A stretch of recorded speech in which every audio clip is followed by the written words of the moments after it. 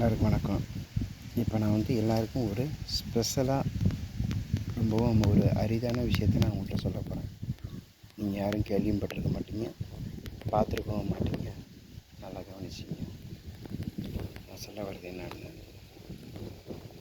அந்த பனைமரம் தூரத்தில் தெரியுது பாருங்க, ஒரு பனைமரம்.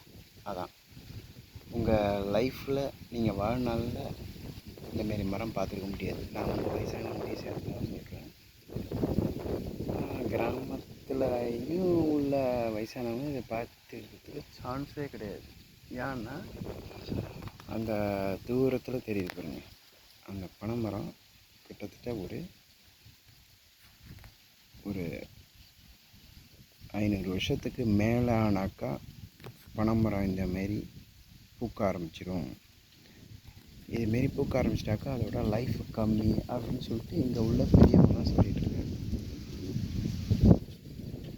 அதுமாரி ஒரு பழமையான பனைமரம் அது கோயில் தலைமாட்டில் தான் இருக்குது. அதனால் அதை யாரும் டிஸ்டர்ப் பண்ணாமல் இந்த மாதிரி பனைமரம் போட்டுட்டு வந்துருக்கு. ஒரு 500 வருஷமாக இருக்கும்னு இங்கே உள்ள பெரியவங்களாம் சொல்லிகிட்ருக்காங்க.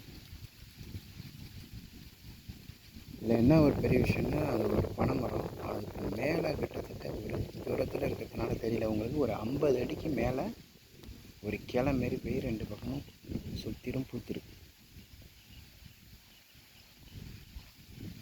500 வருஷம் அந்தமாரி பூத்துட்டாக்கா அந்த மரத்தோட லைஃப் முடிஞ்சிட்டு, வாழ்நாள் முடிஞ்சிட்டுன்னு சொல்லிட்டு இங்கே உள்ள பெரியவங்களாம், கிராமத்தில் உள்ள பெரியவங்களாம் சொல்லிட்டு பார்க்கணும். இந்த ஒரு வருஷம் போனால் தான் அதையும் நம்ம சொல்ல முடியும். அதேமாரி தான் மூங்கி மரமும் ரொம்ப ஆண்டு காலமாக இருந்த மூங்கி மரம் பூத்து நீங்களாம் பார்த்துருக்க மாட்டீங்க. மூங்கி மரம் பூத்தாலும் அதுமாரி லைஃப் இருக்குது.